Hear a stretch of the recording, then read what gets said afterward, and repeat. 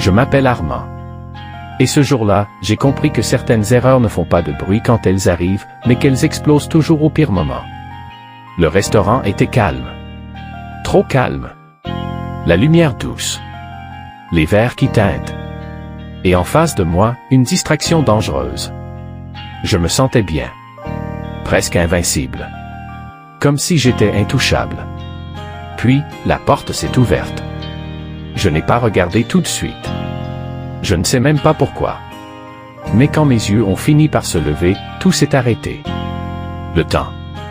Le bruit. Même mon souffle. C'était elle. Ma femme. Pas de cris, pas de scène. Juste un regard. Un regard qui voyait tout. Mon cœur s'est mis à battre trop vite, ou peut-être qu'il s'était déjà arrêté. Je ne sais pas. Je me souviens seulement de cette sensation, comme si mon corps savait déjà que j'avais dépassé une limite. Elle s'est approchée. Calme. Trop calme. Et puis, elle est repartie. Sans rien casser. Sans rien dire de plus. Et c'est là que la peur a commencé. Pas pendant. Après. Parce que le silence est parfois pire que la colère. Le soir, j'ai hésité avant de rentrer. J'ai marché longtemps. Comme si retarder l'instant pouvait me sauver, j'ai acheté un bracelet. Ridicule. Comme si un objet pouvait réparer ce que j'avais brisé. Quand je suis arrivé, elle était là. Assise. Immobile.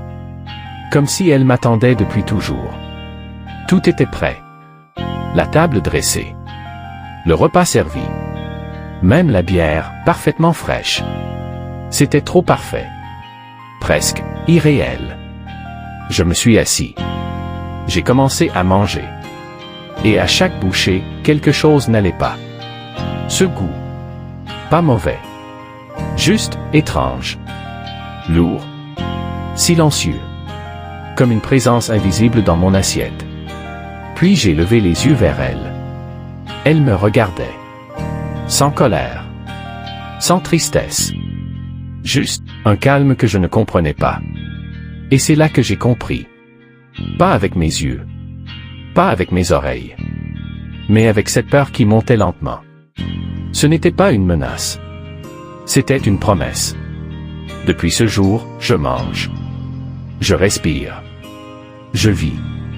Mais au fond de moi, je sais que je ne saurai jamais ce qu'il y avait vraiment dans ce plat.